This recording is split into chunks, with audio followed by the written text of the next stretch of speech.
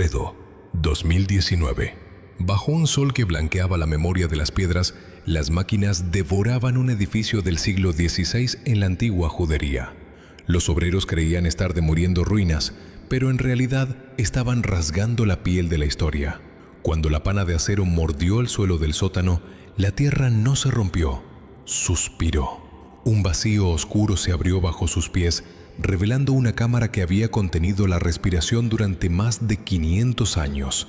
El capataz detuvo el estruendo de los motores y descendió, guiado solo por el haz tembloroso de su linterna.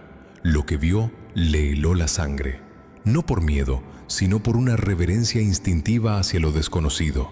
Las paredes no estaban simplemente talladas, parecían vibrar.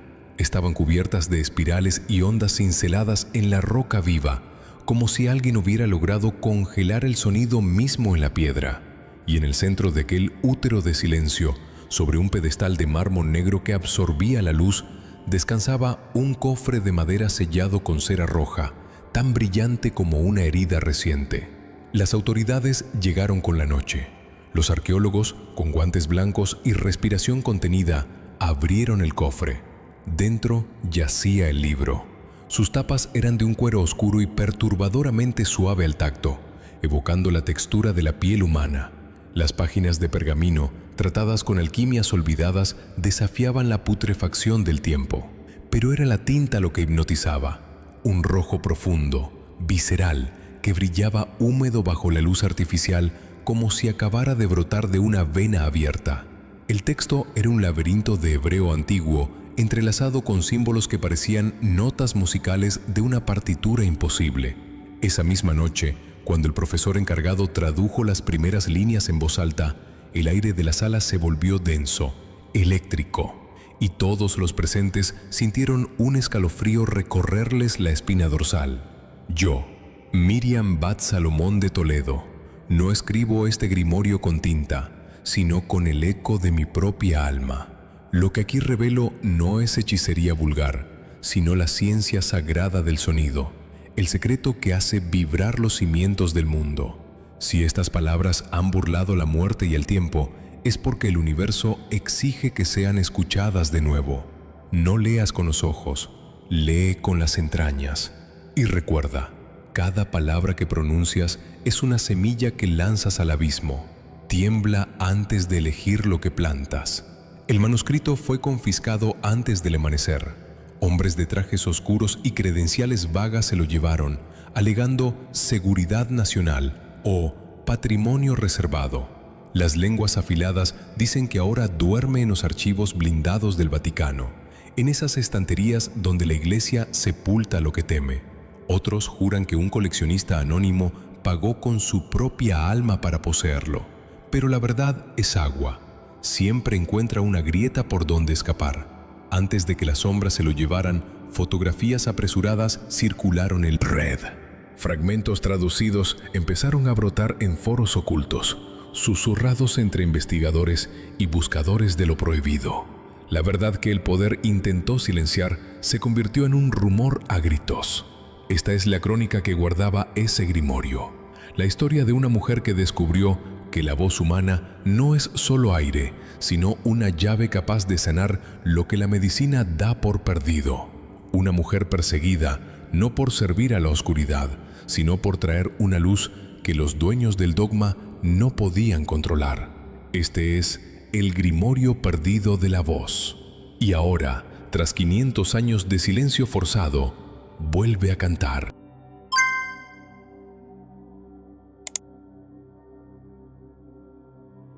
Capítulo 1. La niña que escuchaba demasiado. Llegué al mundo en 1449, en el corazón de la judería de Toledo, una época en que el aire aún era lo suficientemente denso para sostener, sin ahogarse, el repique de las campanas y el lamento sagrado de las sinagogas. Mi padre, el rabino Salomón ben Yosef, era una figura tallada en respeto y misterio. En Castilla se alababa su conocimiento de la Torá, pero en los susurros de los callejones se hablaba de algo más oscuro y luminoso a la vez. Decían que mi padre no curaba con hierbas, sino que recosía el alma con el hilo de su voz. Desde que mi memoria logra tocar el pasado, supe que el mundo no sonaba para mí, sino que vibraba. Donde otros oían ruido, yo veía geometrías invisibles flotando en el aire. Donde otros percibían silencio, yo escuchaba el murmullo de las piedras y el crecimiento de las raíces. Mi madre contaba que, de bebé, el llanto se me olvidaba ante la música. Me quedaba inmóvil, con los ojos abiertos como platos, como si estuviera recordando un idioma que los adultos habían perdido la capacidad de entender. La revelación de mi propia sangre llegó a los 5 años. Recuerdo el olor a desesperación que entró en casa con una vecina. Su hijo ardía en una fiebre que se había burlado de médicos y ungüentos. Era el final del camino, esa hora gris donde la esperanza empieza a oler a resignación. Mi padre me ordenó salir, pero la curiosidad fue más fuerte que la obediencia. Me oculté tras una cortina de terciopelo pesado, convirtiéndome en sombra. Lo vi sentarse junto al niño, que se consumía como una vela. No hubo pócimas, no hubo rezos frenéticos. Mi padre cerró los ojos y de su garganta brotó un sonido que no parecía humano. Era un zumbido grave, tectónico, como si la tierra misma estuviera cantando desde sus entrañas. Y entonces sucedió. No lo escuché con los oídos, lo sentí en el tuétano. El aire de la habitación se espesó, volviéndose líquido, dorado. Una onda invisible barrió el cuarto. El niño, que segundos antes gemía, soltó un suspiro largo, como quien suelta una carga pesada. El color regresó a sus mejillas no poco a poco, sino de golpe, como si la vida hubiera sido llamada de vuelta. Cuando el sonido cesó, el niño dormía con la paz de los justos. La fiebre se había disuelto, expulsada por la vibración. Esa noche, la curiosidad me quemaba la lengua. Me acerqué a mi padre, que leía sus pergaminos bajo la luz temblorosa de una vela de sebo. «Padre», susurré, «¿qué le hiciste al niño?» Él levantó la vista. Sus ojos, pozos de tinta antigua, se clavaron en los míos. «¿Qué escuchaste tú, Miriam?» «No fue solo un sonido», balbuceé, buscando palabras que no existían para una niña de 5 años. Fue como si el aire cambiara de forma, como si lo hubieras tocado sin manos. Una sonrisa lenta, cargada de una tristeza orgullosa, se dibujó en su rostro. La mayoría de los hombres solo escuchan con los oídos, y por eso son sordos a la verdad, dijo, acariciando mi cabeza con su mano grande. Pero tú escuchas con la sangre. Eso no es algo que se aprende, Miriam, es un don. Y, como todo don verdadero, es también una carga terrible. Esa noche, bajo la vigilancia de las estrellas de Toledo, comenzó mi verdadera educación. Capítulo 2. Las enseñanzas del sonido sagrado. Mi padre me instruía bajo el manto cómplice de la noche, cuando el sol se había desangrado en el horizonte y las callejuelas de la judería contenían el aliento. No nos escondíamos porque el saber fuera pecado, sino porque la ignorancia es una bestia asustadiza. Y mi padre lo sabía bien, lo que el mundo no entiende, lo teme, y lo que teme, termina arrojándolo a la hoguera. El universo no es materia, Miriam, es música, me susurró una noche, sosteniendo una copa de cristal colmada de agua como si sujetara un alma líquida. Cada estrella, cada piedra, cada latido tiene su propia frecuencia, su nota única en la inmensa partitura de la creación.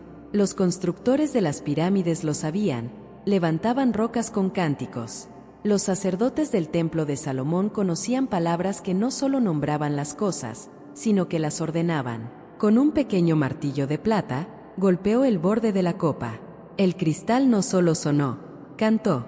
Una nota pura y sostenida rasgó el silencio. Ante mis ojos, el agua dejó de ser caos.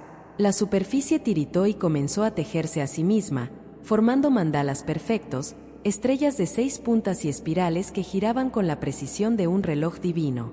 Una mano invisible dibujaba geometría sagrada sobre el líquido. ¿Lo ves?, dijo mi padre, con la reverencia de quien reza.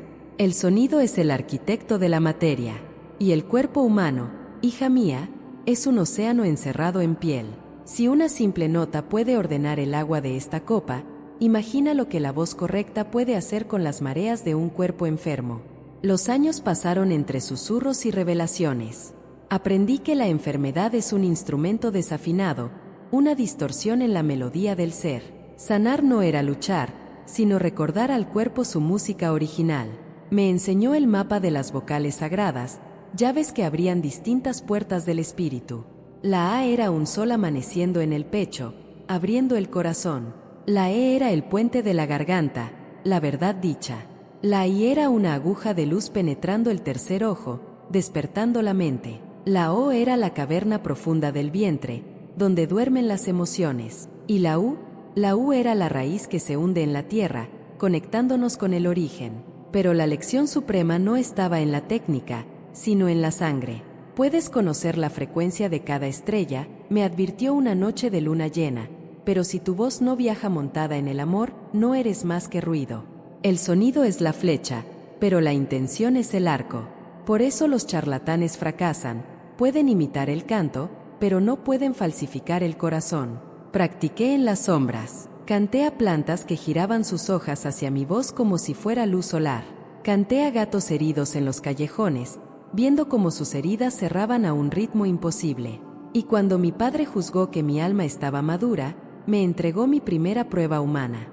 Era una anciana que vivía en los márgenes del barrio, ciega desde hacía décadas. Los médicos habían sentenciado que sus ojos estaban muertos. Pero mi padre veía más allá de la carne. Su oscuridad no está en las pupilas. Miriam, me dijo, es una ceguera del alma. Vio un horror tal hace 40 años que decidió cerrar las cortinas para siempre. Su cuerpo solo obedeció a su espanto. No traté de curar sus ojos. Durante 3 sesiones, mi voz buscó la niña aterrorizada que vivía dentro de esa anciana.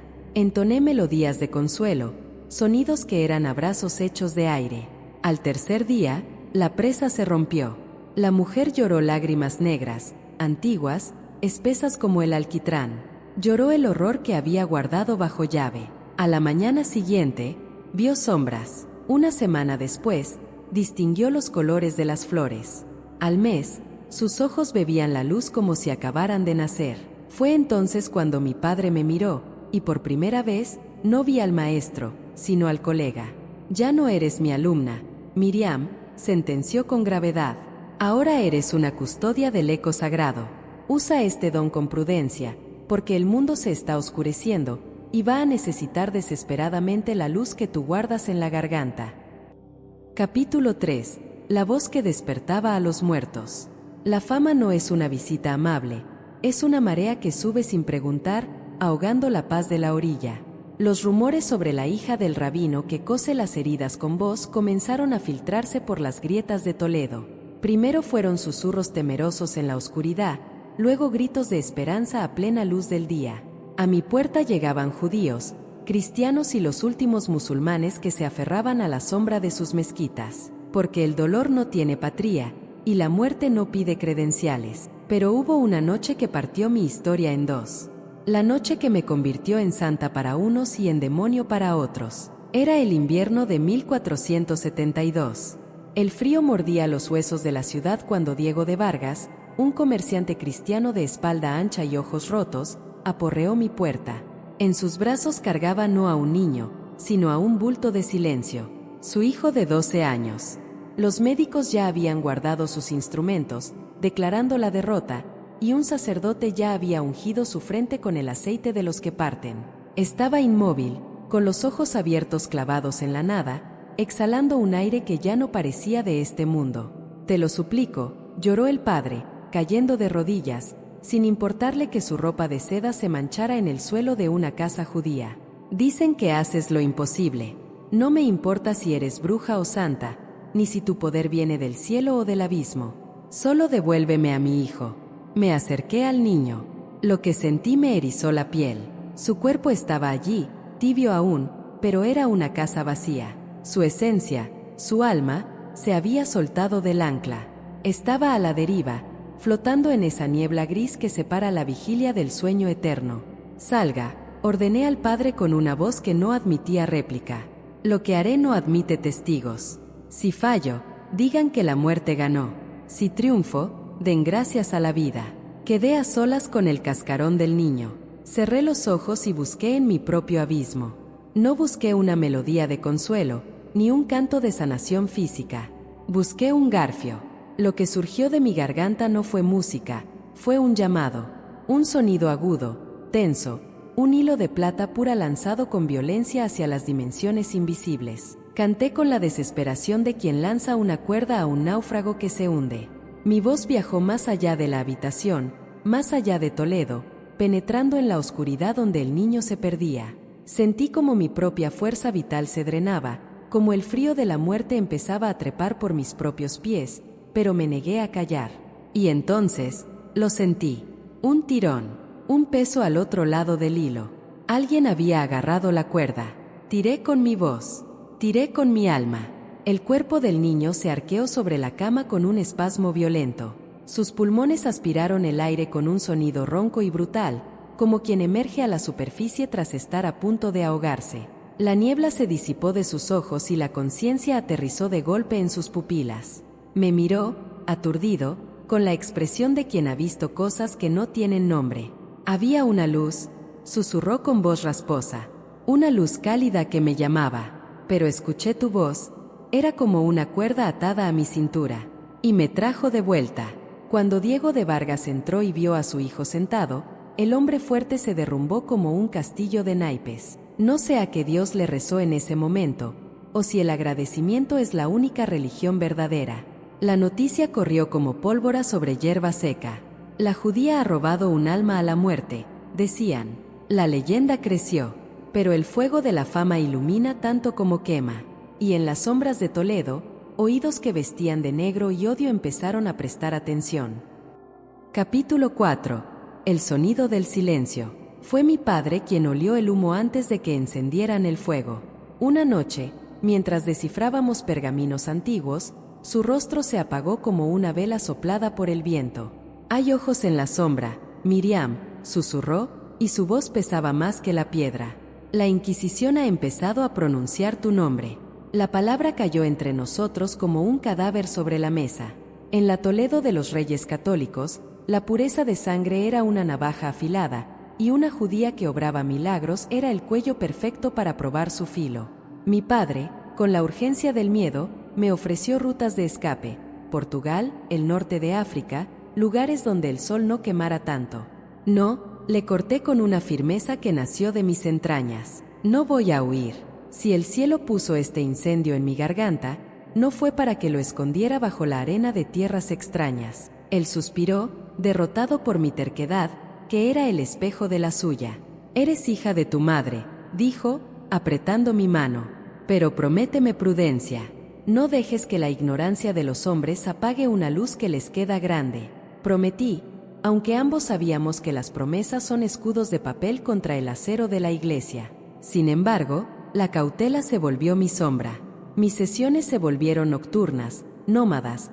Mis pacientes juraban silencio con el miedo en los ojos. Fue en ese crepúsculo de mi vida cuando apareció Elena, hija de un herrero, con manos acostumbradas al hollín pero con un alma de cristal. Tenía 17 años y traía en la cabeza una tormenta de dolores que la dejaban ciega.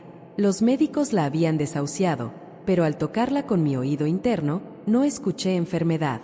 Escuché un dique rompiéndose. Elena no estaba muriendo, estaba despertando. Su dolor era el grito de una sensibilidad auditiva que nacía sin guía, absorbiendo el ruido del mundo hasta reventar. No hay nada que curar, niña, le dije, limpiando sus lágrimas. Lo que tienes no es una plaga, es un don salvaje. Si no aprendes a domarlo, te consumirá, pero si lo domas, cantarás con los ángeles. Elena se convirtió en mi eco. Aprendía con hambre, absorbiendo saberes como la tierra seca bebe la lluvia. Y al verla florecer, entendí la urgencia de mi propio destino. Si la hoguera me esperaba, mi saber no podía arder conmigo. Así nació el grimorio. Noche tras noche, bajo la vigilancia de la luna, mojaba mi pluma en una tinta especial, sangre de drago, óxido y una fórmula secreta de mi padre. Una tinta roja que no se secaba, sino que coagulaba sobre el papel. Escribía con la fiebre de quien sabe que el tiempo se agota. No eran solo palabras, eran semillas vibratorias. Cada letra estaba cargada con la intención de sobrevivir al fuego. No sabía entonces que las sombras ya estaban afilando sus garras en mi puerta. No sabía que estaba dibujando el único mapa capaz de guiarnos a través del infierno que se avecinaba. Solo sabía una cosa: el sonido puede ser silenciado por un tiempo, pero la verdad, una vez escrita con el alma, encuentra siempre la manera de volver a gritar. Estaba tejiendo mi legado, y sin saberlo, estaba escribiendo mi propia sentencia. Capítulo 5. Las frecuencias prohibidas. A medida que descendía hacia el abismo de mi propio saber, tropecé con verdades que mi padre había dejado en la sombra. Quizás por miedo, o quizás porque sabía que hay frutas que solo deben morderse cuando se tiene hambre de verdad. Aprendí, con un escalofrío que me recorrió el alma, que el sonido no es solo la mano que cura, también es el puño que destruye. El hallazgo fue un accidente, un error divino. Una noche, buscando aliviar el tormento de un hombre con riñones de piedra, mi voz tropezó con una frecuencia prohibida. No fue un canto, fue una llave maestra. El vaso de agua junto al lecho no se cayó, empezó a gritar en silencio. Vibró con una violencia histérica y, un instante después, estalló en el aire, convirtiéndose en polvo de estrellas antes de tocar el suelo. Me quedé petrificada, mirando los diamantes rotos en el piso. Mentí al paciente, culpando a una grieta invisible, pero yo sabía la verdad. Había encontrado la resonancia mortal, la nota exacta que obligaba a la materia a suicidarse, a desintegrar su propia estructura. Si una garganta podía deshacer el cristal, ¿qué no podría hacerle a la carne? Los días siguientes fueron una danza con el peligro. Experimenté en la clandestinidad, con el corazón en la boca. Descubrí que cada material en la creación tiene su talón de Aquiles sonoro. La madera gime y se astilla ante los graves profundos, el metal aúlla y se fatiga ante los agudos sostenidos. Y el cuerpo humano, el cuerpo es un mapa de vulnerabilidades. Encontré frecuencias capaces de detener el tambor del corazón, tonos que convertían los músculos en piedra, vibraciones que inyectaban un dolor tan puro que la mente prefería apagarse antes que sentirlo. Era un poder terrible, la capacidad de descoser la realidad misma. Lo escribí todo en el grimorio, pero no con palabras claras. Enterré estos secretos bajo capas de metáforas y códigos laberínticos, trampas para los curiosos sin alma. Escribí un veneno que solo el sabio sabría no beber. El mundo ya estaba demasiado lleno de verdugos para regalarles otra espada. Pero en el extremo opuesto de esa oscuridad, hallé la luz absoluta. Descubrí el estruendo blanco, frecuencias que disolvían el miedo como el sol evapora la niebla matutina, tonos que sincronizaban el pulso humano con el latido tectónico de la tierra, borrando la soledad del espíritu. Y entonces, toqué el borde de lo imposible, el sonido del silencio. No la ausencia de ruido, sino su forma más densa y pura. Una nota tan alta, tan perfecta, que el oído humano no puede captarla, pero el alma la reconoce como su hogar. Cuando logré emitirla, sentí que el universo contenía la respiración. En ese silencio atronador, no había preguntas, solo respuestas. No había heridas, solo cicatrices de luz. Comprendí el secreto final. La frecuencia más alta no es sonido, es amor. Es el punto donde la vibración se acelera tanto que se convierte en luz pura. Plasmé esta dualidad en el libro. Las frecuencias de sanación quedaron expuestas como flores abiertas para el buscador sincero. Las de destrucción, ocultas como raíces venenosas. Cuando se lo confesé a mi padre, él asintió con la gravedad de un guardián antiguo. Ahora entiendes el peso de nuestro silencio, Miriam, dijo, con ojos cansados. No escondemos esto porque sea malo, sino porque la humanidad es un niño jugando con fuego. Solo cuando el hombre entienda que el poder sin amor es suicidio, podremos abrir todas las puertas. Pero el tiempo para la filosofía se agotaba. Las sombras del mundo exterior ya arañaban mi puerta, y los lobos de la Inquisición habían olido la sangre. Capítulo 6. El hombre que no podía escuchar. Lo vi por primera vez en el mercado, un día de otoño cuando las hojas comenzaban a caer y el aire traía el primer frío del año. Vestía el hábito negro de los dominicos, la orden que dirigía la Santa Inquisición. Su rostro era severo, anguloso, con ojos que parecían evaluar todo lo que miraban buscando pecado. Se llamaba Padre Tomás de Ávila, y había sido enviado a Toledo específicamente para investigar reportes de prácticas judaizantes y brujería en el barrio judío. Nuestras miradas se cruzaron por un instante en el mercado. Yo cargaba hierbas medicinales que había comprado para mis preparaciones. Él sostenía un rosario entre sus dedos, moviéndolo constantemente como si las cuentas fueran un arma. En ese breve momento, sentí algo que rara vez experimentaba, un vacío sonoro. Era como si alrededor de ese hombre el sonido mismo muriera. Había conocido personas sordas antes, personas cuya sordera física podía aliviarse con las vibraciones correctas. Pero esto era diferente. El padre Tomás no era sordo de oídos. Era sordo de alma. Había cerrado tan completamente su ser interior que ninguna frecuencia de amor o compasión podía penetrar. Las semanas siguientes fueron tensas. El padre Tomás comenzó a entrevistar a vecinos, a comerciantes, a cualquiera que pudiera tener información sobre actividades sospechosas. Su método era sutil pero efectivo. Nunca acusaba directamente, simplemente hacía preguntas que sembraban dudas y miedos. He escuchado que hay una mujer judía que hace curaciones extrañas, decía casualmente. Curaciones que ningún médico puede explicar. ¿Saben ustedes algo de esto?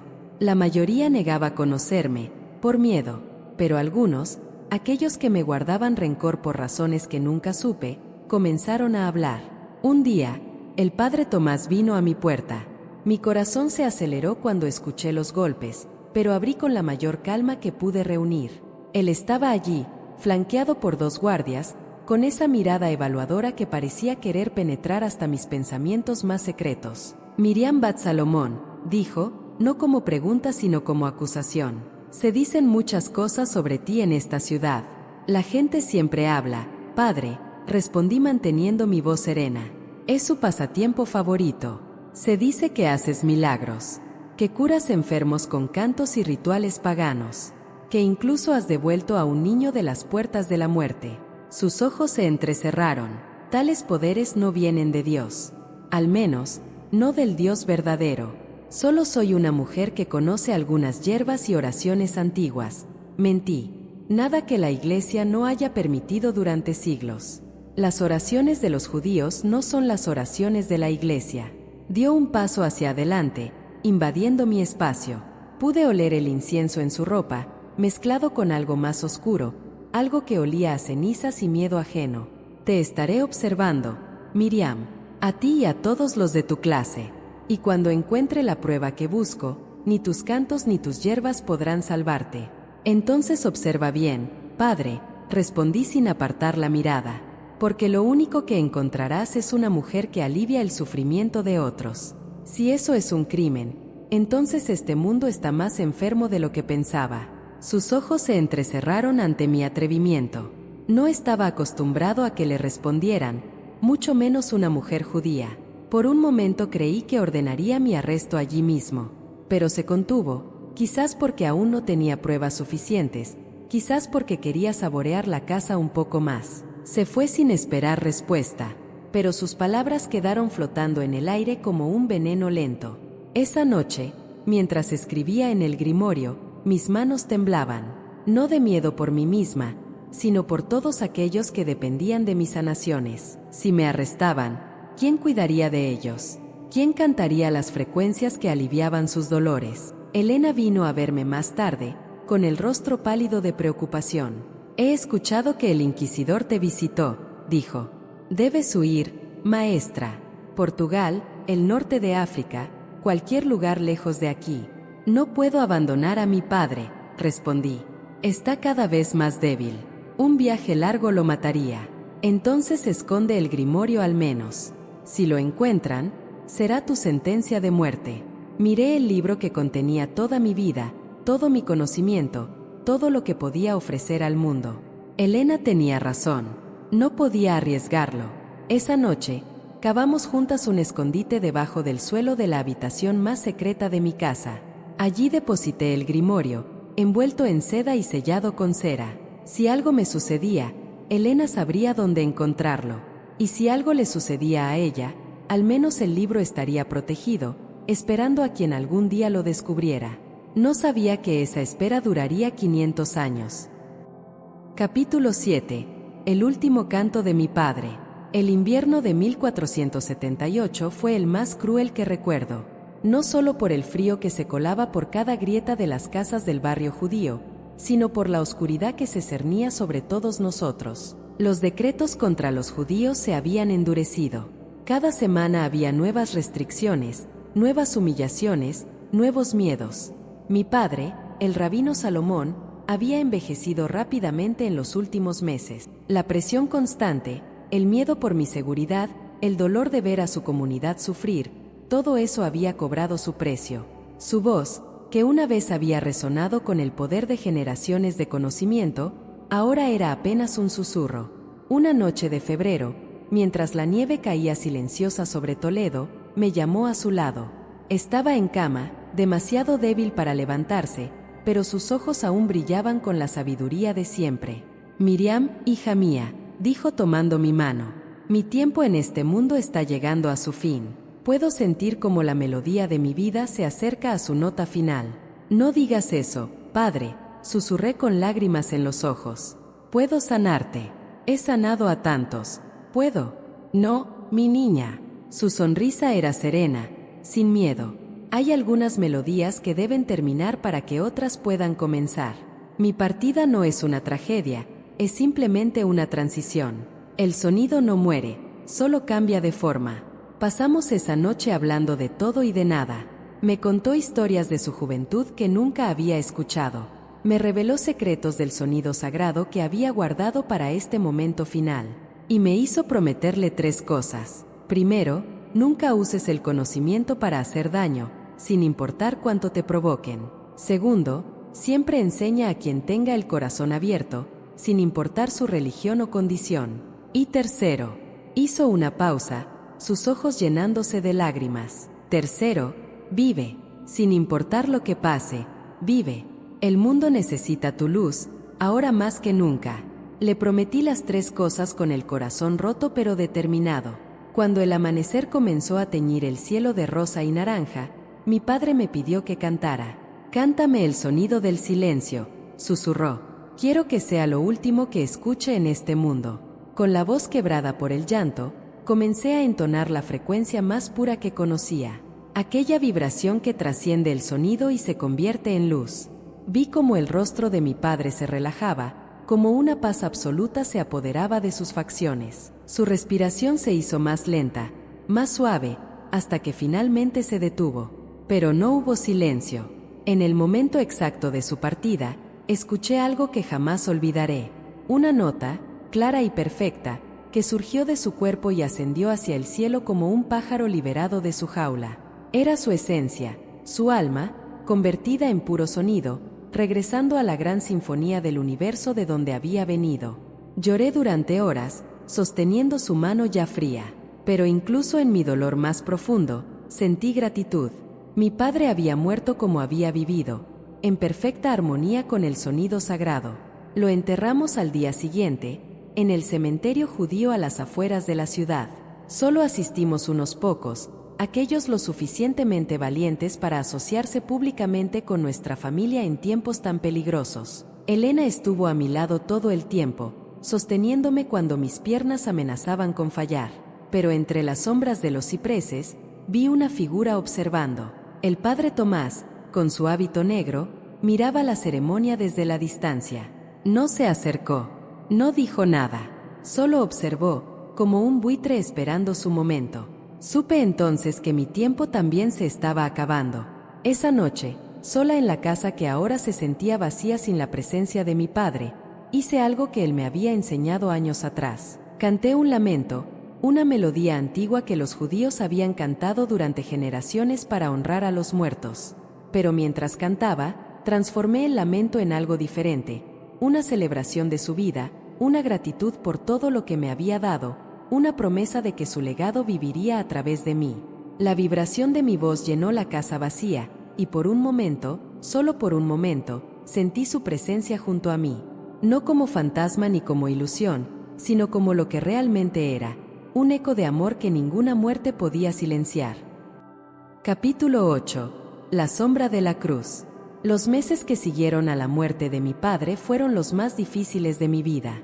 Continué mis sanaciones, pero ahora lo hacía con una urgencia diferente, sabiendo que cada paciente podía ser el último. El grimorio crecía noche tras noche, llenándose de todo el conocimiento que podía plasmar en sus páginas. Elena había progresado enormemente. Ya podía realizar sanaciones básicas por su cuenta, y su sensibilidad al sonido rivalizaba con la mía. Cuando yo no esté, le dije una noche, tú continuarás este trabajo. Prométemelo. No digas eso, maestra, respondió con lágrimas en los ojos. Nada va a pasarte. Pero ambas sabíamos que era mentira. El golpe llegó en mayo de 1479. Era una mañana clara y hermosa, el tipo de mañana que engaña haciéndote creer que el mundo es un lugar benévolo. Yo estaba preparando un ungüento cuando escuché los golpes en la puerta. No eran golpes normales, eran el sonido de la autoridad, del poder que no pide permiso. Abrí y encontré al padre Tomás, esta vez acompañado no por 2 guardias sino por 6. Sostenía un documento con el sello de la Inquisición.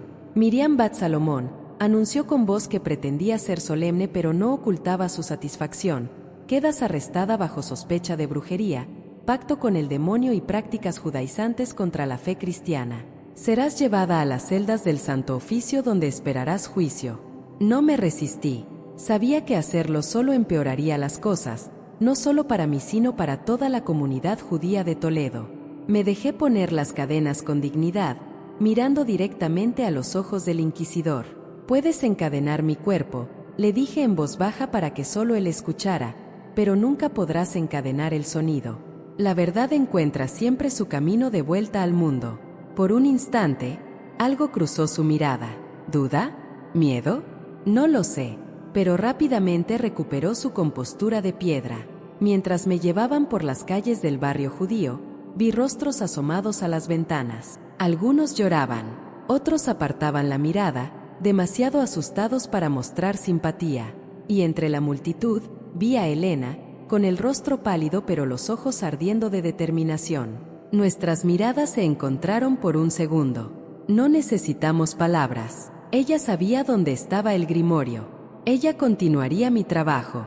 El conocimiento no moriría conmigo. Le envié un mensaje silencioso, una vibración de amor y confianza que sabía que ella podría captar con su sensibilidad desarrollada. No tengas miedo. Todo está como debe estar. El sonido nunca muere. Las puertas de la prisión de la Inquisición se cerraron detrás de mí con un sonido que resonó en mis huesos. Era el sonido del hierro, frío y definitivo. El sonido del poder humano tratando de silenciar lo divino. La celda era pequeña, húmeda, diseñada para quebrar el espíritu antes de que comenzara siquiera el interrogatorio. Las paredes de piedra absorbían todo sonido, creando un silencio opresivo que habría enloquecido a cualquiera que no conociera los secretos que yo conocía. Pero incluso en esa oscuridad, incluso entre esas paredes diseñadas para quebrar el espíritu, yo sabía una verdad que mis captores jamás comprenderían. El silencio absoluto no existe. Incluso en la celda más profunda, el corazón sigue latiendo, la sangre sigue fluyendo, el universo sigue vibrando. Y mientras haya vibración, mientras haya una sola nota resonando en la oscuridad, hay esperanza. Me senté en el suelo frío de piedra, cerré los ojos, y comencé a cantar. Tan bajo que ningún guardia podía escucharme. Tan profundo que solo mi alma podía sentirlo. El sonido de la resistencia. El sonido de la fe inquebrantable. El sonido de una mujer que sabía que la verdad, aunque la quemaran, nunca podría ser destruida. Capítulo 9. La voz en la oscuridad. Los días en la celda de la Inquisición se fundían unos con otros en una masa informe de oscuridad y humedad. No había ventanas, no había forma de saber si afuera brillaba el sol o reinaba la noche. Solo existía el goteo constante del agua filtrándose por las piedras y el sonido lejano de gritos que preferí no identificar. Pero yo no estaba sola en esa oscuridad. Tenía mi voz. Cada día, en los momentos en que los guardias se alejaban, practicaba en silencio. No cantaba en voz alta, eso habría atraído atención no deseada.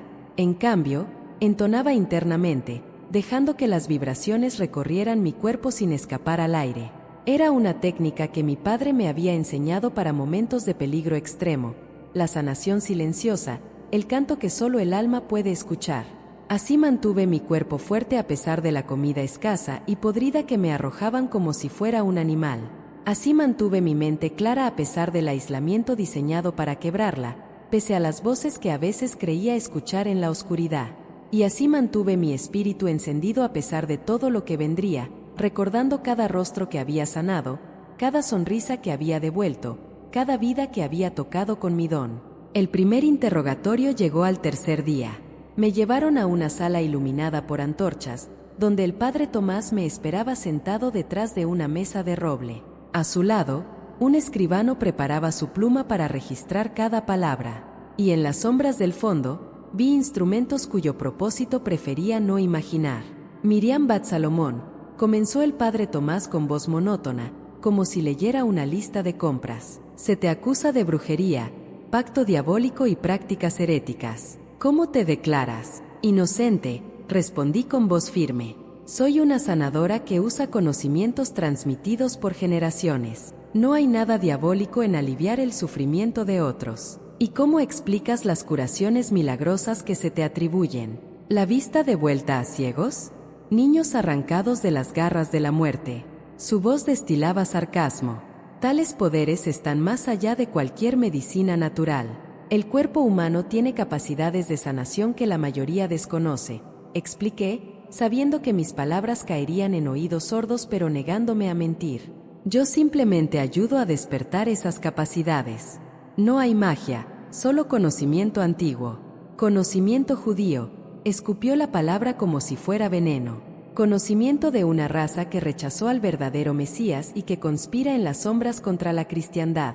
Los interrogatorios continuaron durante semanas. A veces eran solo preguntas, repetidas una y otra vez hasta el agotamiento. Otras veces, cuando mis respuestas no satisfacían al inquisidor, había dolor. No describiré los métodos, porque no quiero que esas imágenes contaminen este grimorio. Solo diré que aprendí a separar mi conciencia de mi cuerpo, a flotar en el sonido interno mientras la carne sufría. Hubo momentos en que estuve tentada a confesar cualquier cosa solo para que terminara. Momentos en que el dolor era tan intenso que la muerte parecía un alivio dulce. Pero cada vez que flaqueaba, recordaba las palabras de mi padre: vive, sin importar lo que pase, vive. Y cantaba en silencio el sonido del silencio, esa frecuencia que trasciende el dolor y conecta con algo infinitamente más grande que cualquier sufrimiento temporal. El padre Tomás nunca entendió por qué no podía quebrarme. Lo veía en sus ojos, esa frustración creciente ante una mujer que se negaba a darle lo que buscaba. Quería una confesión espectacular, nombres de otros brujos, detalles de rituales satánicos que pudiera usar para justificar su cruzada. Y yo solo le daba silencio y verdades que no podía comprender. Eres terca como todos los de tu raza, me dijo una noche, cuando llevaba ya un mes encerrada. Pero al final todos hablan, todos confiesan. Es solo cuestión de tiempo. Le miré a los ojos, esos ojos vacíos de toda música interior, y sentí algo inesperado, compasión. Este hombre estaba tan desconectado de su propia alma que necesitaba destruir la luz en otros para no sentir su propia oscuridad. Padre Tomás, dije suavemente, algún día entenderás que lo que combates no es el demonio, es tu propio miedo a lo que no puedes controlar. Y cuando ese día llegue, espero que encuentres la paz que tu alma anhela en secreto. Por primera y única vez, vi algo quebrarse en su máscara de piedra. Solo duró un instante, un parpadeo de duda, de humanidad olvidada. Pero lo vi, y supe que mis palabras, aunque no lo salvaran, habían plantado una semilla que quizás algún día germinaría. Capítulo 10. El juicio de los hombres. El juicio se celebró en la Plaza Mayor de Toledo, ante una multitud que había sido obligada a asistir como advertencia. Era un día de primavera, irónicamente hermoso, con el sol brillando sobre las piedras antiguas de la ciudad que había sido mi hogar durante toda mi vida. Me llevaron encadenada, vestida con el sanbenito amarillo que marcaba a los acusados de herejía. La tela áspera raspaba mi piel debilitada por semanas de cautiverio, pero mantuve la cabeza alta. No les daría la satisfacción de verme derrotada. La plaza estaba llena. Vi rostros conocidos entre la multitud, algunos que habían sido mis pacientes, otros que simplemente me conocían del barrio. Muchos apartaban la mirada cuando mis ojos se cruzaban con los suyos, pero algunos, los más valientes, sostenían mi mirada con lágrimas silenciosas. Y entre la multitud, casi oculta bajo una capa gris, vi a Elena. Mi corazón dio un salto. Estaba arriesgando su vida al venir aquí, pero su presencia me dio fuerzas que no sabía que aún tenía. El juicio fue una farsa, como lo eran todos los juicios de la Inquisición. Los testigos que presentaron eran personas a quienes nunca había conocido, o enemigos que guardaban rencores antiguos. Sus testimonios estaban llenos de contradicciones y exageraciones absurdas, que yo volaba por las noches, que convertía el agua en sangre, que había invocado demonios en rituales obscenos. Cuando me dieron la oportunidad de defenderme, hablé no para los jueces, que ya habían decidido mi destino, sino para la multitud, para la historia, para quien algún día encontrara este grimorio y quisiera saber quién había sido yo realmente. No soy bruja ni sierva del demonio, dije con voz clara que resonó en la plaza. Soy una mujer que aprendió que el sonido es la fuerza que sostiene el universo, que la voz humana, cuando se usa con amor, puede sanar lo que ninguna medicina alcanza. Este conocimiento no viene del infierno, viene de la misma fuente de donde viene toda vida. Blasfemia, gritó el padre Tomás. La acusada confiesa sus prácticas paganas. Confieso que he dedicado mi vida a aliviar el sufrimiento de otros. Continué, ignorando su interrupción. Confieso que he sanado a judíos, cristianos y musulmanes por igual, porque el dolor no conoce religión. Y confieso que si eso es un crimen, lo cometería 1000 veces más. El veredicto llegó rápido, como todos esperábamos. Culpable de brujería y herejía. La sentencia, muerte en la hoguera, a ejecutarse al amanecer del día siguiente. Un murmullo recorrió la multitud. Algunos aplaudieron, satisfechos de ver caer a una judía. Otros guardaron silencio, con la vergüenza pintada en sus rostros. Y unos pocos, muy pocos, lloraron abiertamente, sin importarles quién los viera. Cuando pronunciaron las palabras, sentí un extraño alivio. No por la muerte que se acercaba, sino porque la incertidumbre había terminado. Sabía exactamente cuánto tiempo me quedaba, y sabía exactamente lo que debía hacer con ese tiempo. Mientras me llevaban de vuelta a la celda, mis ojos encontraron los de Elena una última vez. Le envié todo el amor que pude concentrar en una sola mirada, y vi que ella lo recibía, que entendía. El grimorio sobreviviría, el conocimiento continuaría. Mi muerte no sería el final, sino la semilla de un nuevo comienzo. Capítulo 11. La última noche. Esa noche, algo milagroso ocurrió. Elena sobornó a un guardia, usando el poco oro que había logrado reunir vendiendo todas sus posesiones. Solo pudo comprar unos minutos, pero fueron suficientes. La vi aparecer en la puerta de mi celda como una aparición, con los ojos enrojecidos de tanto llorar pero con una determinación férrea en su postura. «Maestra», susurró, corriendo hacia mí, «he venido a despedirme y a recibir tus últimas instrucciones». La abracé con toda la fuerza que me quedaba. Esta niña que había llegado a mí buscando cura para sus dolores de cabeza y que se había convertido en la heredera de todo lo que yo era. «Escúchame bien», dije rápidamente, sabiendo que cada segundo era precioso. «El grimorio está completo. Contiene todo lo que sé, todo lo que mi padre me enseñó, todo lo que descubrí por mi cuenta. Pero hay algo que no pude escribir, algo que solo puede transmitirse de voz a voz». Le enseñé entonces el sonido del silencio, esa frecuencia última que trasciende todas las demás, la vibración del amor puro que conecta todo lo que existe. La hice repetirlo hasta que lo sintió no solo en su garganta sino en cada célula de su ser.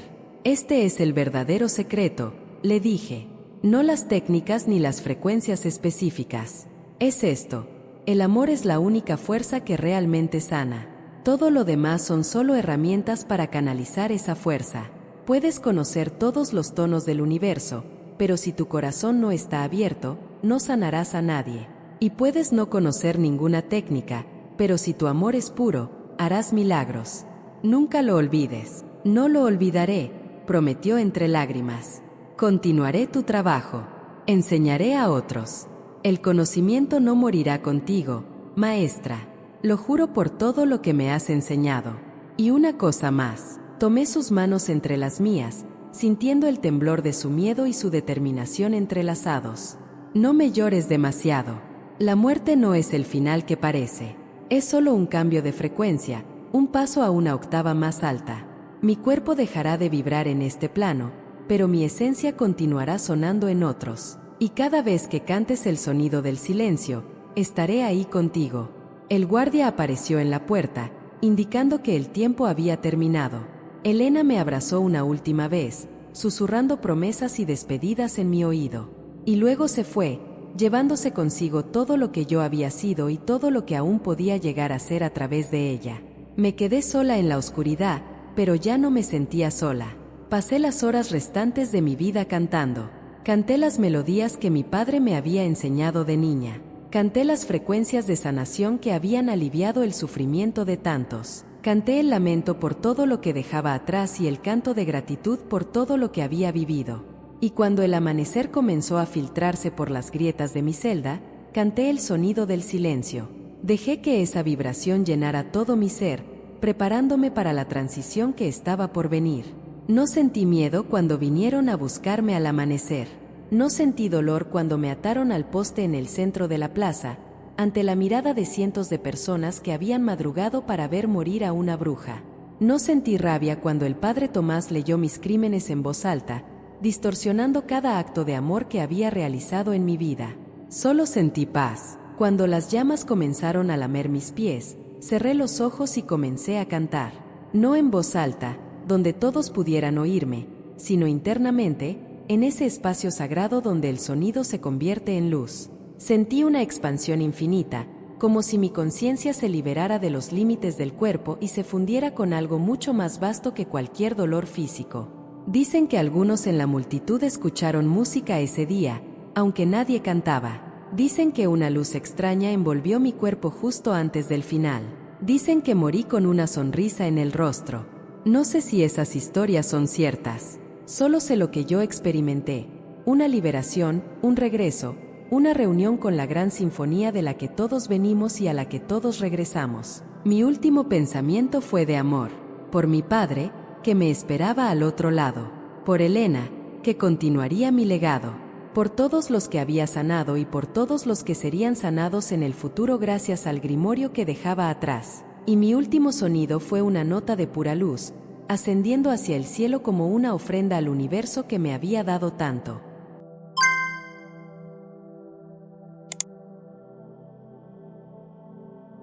Han llovido 5 siglos sobre el mundo desde que las llamas de la Inquisición devoraron mi carne en la plaza de Toledo. Pero el fuego solo consume lo que es mortal. La promesa que hice aquella noche sigue intacta. Mi voz nunca se apagó, solo aprendió a ser viento. Elena cumplió su juramento.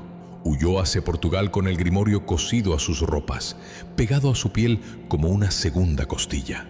Allí, en la clandestinidad, tejió una red de silencio y sonido. Enseñó a otros, quienes pasaron la antorcha a otros más. La cadena jamás se rompió. El libro viajó disfrazado de partitura inofensiva, de recetario de abuela, de canción de cuna.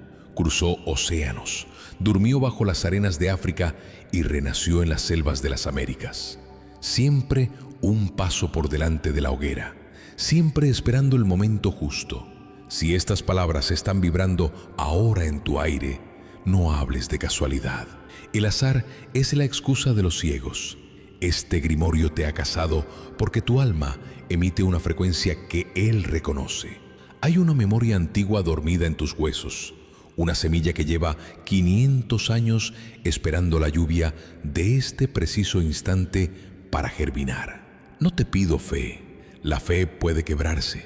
Te pido experiencia, que es inquebrantable. Esta noche, cuando el ruido del mundo se apague, haz esto. Coloca tu mano sobre el pecho, allí donde la vida golpea su tambor.